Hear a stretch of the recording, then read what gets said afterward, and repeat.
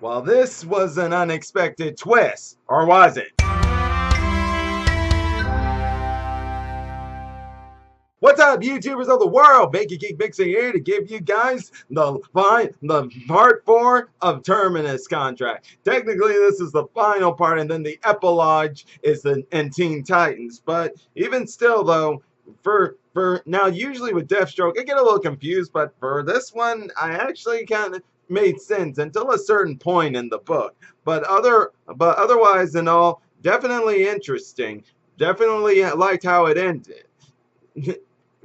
Or better yet, more like say like with what we were given and then how it ended took a bit of a surprise turn, but not necessarily, especially if you saw the last chapter before this one. It can actually make a bit of sense, but what comes afterwards, that's the big question, and that's in Teen Titans, which is in 2 weeks from now. So let me just go ahead and get right into it, guys. So as y'all all know, in the last chapter, the prisoners who Damien and the other Titans had captured were all freed, and and they were gonna go after Robin. Well, at least most of them. Swiver here didn't want to. Yeah, she just wanted to leave because she acknowledged she made a mistake and she just wanted to go. But what we found out here is that it wasn't just the fact that they escaped. It's also the fact that in Deathstroke unleashed a protocol that Damien had in case the prisoners ever escape. In other words, like Damien had this just in case, but he never executed it. But it was Deathstroke who executed it. But before we get into how it was executed, first off, Damian Wayne had escaped, and Deathstroke was there to help him escape. But also, what turns out is that in the end, Damien got a little scar on his eye there that's starting to make him look like Deathstroke there. And oh my gosh, that's scary there, because that would start to make you go back to Batman versus Deathstroke, and when it teased that Deathstroke might actually be Damien's father. And trust me, when I saw that and I was reading it through, I was all hoping and making sure that that wasn't true. And luckily that wasn't true in the end, because while I do admit there may be some similarities to Damien and Deathstroke, no way do I want him as Deathstroke's son, because come on, let's face it, Deathstroke has a father. No, and not the best present to get. Even though Deathstroke does show love for his kids, it's not in the best way possible. I think we can even admit that even Batman may have some better parenting skills than him. Yes, but if you're wondering how Damien got that scar, it turns out it's because he got shrapnels in his eyes after escaping the prisoners. And the prisoners, at first they were gonna leave, but Flash caught him. It was funny how Flash caught him. He was talking on the phone, but he then turned around, saw them, and then that's when they realized the only way to escape now is to fight their way through. And of course, Flash made sure to let them know. Yeah, he goes to Red Arrow's room to let them know. And then, of course, everyone else knows too. But this is where they're also all the Titans begin to know about the prison. But I will admit that while all this was happening, there was this moment with Jen, where she took on both Brother Blood and Atomic Skull, and Atomic Skull was saying how like how to go. Oh yeah. Like, you're all about magic, I'm all about science. Let's see which one prevails. And that's where she just says is iron, and just beats the crap out of them both. Once again, this just shows, do not mess with Dejin. She may have that personality of Starfire, but be careful with her. You don't want to piss her off or underestimate her. She may have that nice, gentle, innocent look, but oh, she's dangerous there. but but one's gotta wonder how everything will go now that the Titans know, now that the rest of the team knows about the prison. I did mention that in my Teen Titans video. In case you guys want to see that, I'll leave the link in the description down below. But definitely, after seeing this, after seeing all this, this is definitely something. But let's go back into that Terminus protocol that Deathstroke activated for Damian. So Damian was trying to work his way to the spacecraft. I mean, to the aircraft of the Titans, because he was trying to get an antidote for that protocol that Deathstroke activated. It was here though that where Swiver was trying to escape, but Damian wouldn't let her. But at first she was thinking it was because Damian was trying to keep her there, and and and she was just trying to persuade him, saying that no, she just made a mistake, she won't do it again. But you and your psychoticness with keeping us prisoners, thinking we're not to be trialed, or you don't get a lawyer, this and that and that and this. But that's when it actually she picks up on why Damian's not trying to make them leave. It's not because he wants to keep them prisoner. Well, not exactly. More on the fact that since Deathstroke did that protocol, activated that Terminus protocol, he knows what will happen. You see, if they escape, the protocol was them getting injected with some sort of gas virus gas or something, and if they stepped out, they wouldn't die within, they wouldn't get 10 blocks within the walls of the Mercy Hall that they're in, and they would die.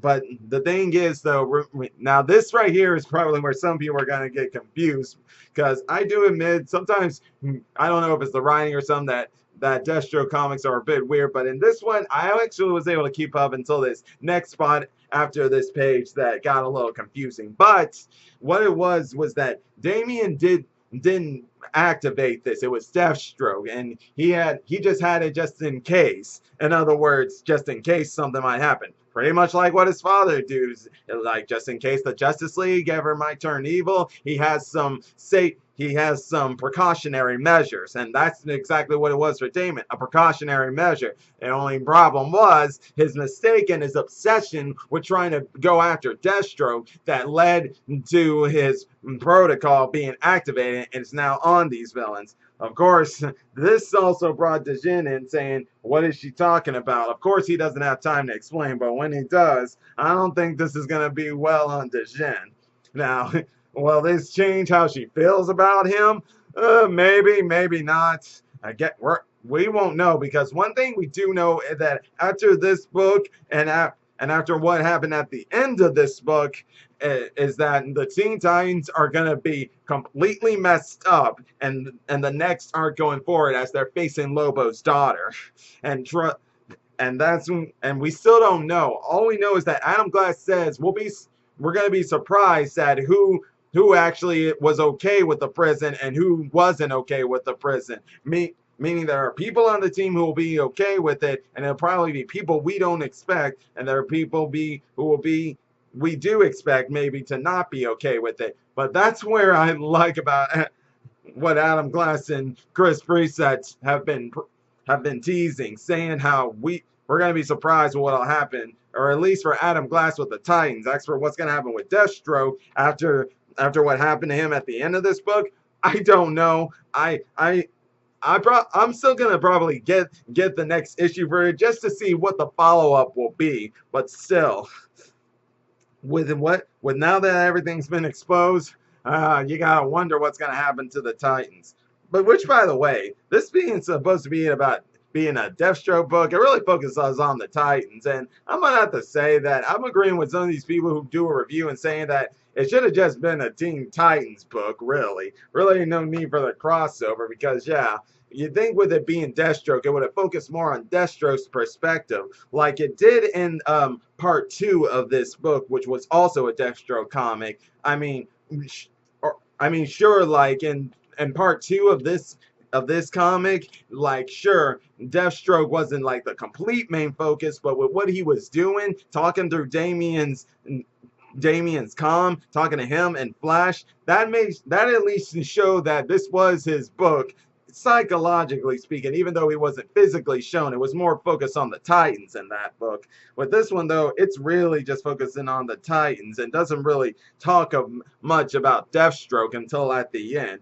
Because all the time that like Damien was in like trying to get to where the aircraft was, he was being guided by an artificial intelligence that Deathstroke gave him, an AI of Wintergreen. And they actually mentioned something interesting here as Damien's talking to that AI, by the way, and talking about how can you be with Deathstroke, and he's talking about soldier of duty and all that. And he even AI mentions how if it wasn't for him, Deathstroke would be a lot worse than he already is, because he actually agrees with Damien and saying that Deathstroke is evil. Which I'm sure none of us can disagree with that. I mean, we've all seen him, but in the end, we all still like the guy. It's because he's such a crazy villain, complex villain, that we like him. But there's also a scene here before, like, he got to the aircraft where Pit Flash confronts him on what's his problem with Deathstroke, and then it leads into showing this, which at first got me confused until we went into this next part of the page, which I'm a little confused here, because this page is right after this page, and the scene how it shifts like that got me a little confused here. I mean, I know sometimes they leave the credits and stuff at the end of the page or at the beginning of the page, but how they let it like this got me a little confused here. But in the end, though, what he did mention here in this chapter is that he didn't make those prisoners escape. One of the people on his team did. And now that's making me guess, is he lying so he can break the Titans up? Or is he telling the truth? And if he is, who did it? And if whoever did it, did they do it willingly? Or did he somehow influence them? Because this is Deathstroke we're talking about here, who's always getting the better of Damien, because he can get to Damien's head and knows how to beat Damien at his own game because of how arrogant and impulsive Damien can be. But in the end, though, back to like what his obsession is with Deathstroke, it has something to do with his mother. Like I don't know, like the approval of his mother or something. I don't know, and that's where it confuses me. It's like it had something to do with his mother issues. You would think it maybe do something with his dad issues, with his own dad, Batman, but instead his mother issues. I mean, I know Deathstroke and Talia have a history and stuff, but still, I'm not getting it. And that's making me start to think once again, are they trying to tease us again that he really is Damien's father, Deathstroke? And all I gotta say is, no, do not do that. That's all I gotta say about that. But in the end, though, like, the reason Deathstroke activated the protocol is because Damien wouldn't do it, and he was trying to do it so, as in Deathstroke terms, he wanted to fix Damien. But even when he did that protocol, Damien still was like trying to save them by not letting them go out, which was what made Deathstroke disappointed. Yeah, because Deathstroke was saying let them escape so they can die because they're criminals and stuff. But then he tries one more time to fix Damien by having him get the gun, by handing him a gun, and Damien does point it at him, but he doesn't pull the trigger because he's struggling. And that's when, right there, an arrow hits Deathstroke in the eye. And who else but Emiko? It was Emiko who killed him. Or seemingly killed him, because this is comics. You all know that if he's dead now, he eventually will come back. Lazarus Pit or something? Possibly. But with how everyone showed up, you gotta wonder if some of them are gonna think at first, did Damien do this? But if they take a look at the arrow in his eye and Deathstroke's eye, then they're gonna realize that no, that was Emiko. But even still, that's still not to say they're still going to have some trust issues with Robin, with the fact that he and Red Arrow had kept a prison from them. And this is where we'll get into who is it that's okay with it and who is it that's not okay with it. That's the part I'm really interested in. because I have my suspicions from the last issue. If y'all saw the cover for it, how on one side you got Robin, Kid Flash, and Arrow. On the other side, Crush, Djinn, and Roundhouse. I'm thinking that's how it'll be split. People on this side, Robin's group is the one that approved it. People on this side don't approve it. But that may not be it, and we'll see. All I know is this book was good. It was a good way to conclude, especially with how it ended in Emiko. And after, if you saw last week's issue, then yeah, it makes sense. It actually wasn't that surprising. It was actually like a little foreshadowing there, because even I admit I felt some sort of foreshadowing coming there, and that's why I wasn't that surprised when it was Emiko who did this. But all in all, not too bad of a book. I would probably give it maybe like a 6. No, not a 6, but maybe a 7.5 out of 10. It was still a good book, mind you, and not without its flaws, mostly because of how it shifted into that spot where Damian was on the roof there with Deathstroke, because that really confused me right there. But everything else and everything, that was great, and I definitely love the art in this book. It's really awesome. But yeah, I would say if you guys have been following the Terminus contract, then yeah, get this one just so you can see how Deathstroke dies. And then check out the epilogue in the Teen Titans book. Now, the Teen Titans, they have been on my pull list 24/7. When it comes to Deathstroke, there are some stories in there I like to look at. Like, I definitely am a fan of his kids, Rose, Wilson, and Jericho, and sometimes I pick up books whenever they're in there, just to see if they're part of a major story and not a cameo side of things. But either case, guys, that's it for this book, and I'll be making a review on the other week's comic books later on tomorrow after I get back from Fan Expo. But until then, guys, if you enjoy my videos, click that like button, subscribe to the channel, and hit the bell icon to be notified when I make more videos. And until then, Mega Geek Mixer signing out. Bye!